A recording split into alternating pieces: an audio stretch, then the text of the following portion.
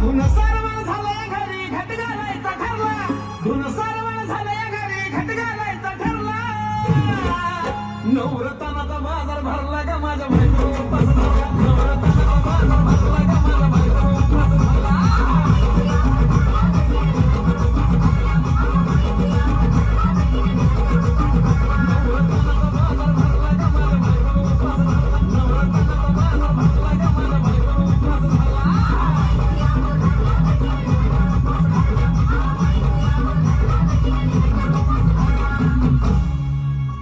आधीच अंगानं काळी मुडी हातपाय हिच जाते आलं गळून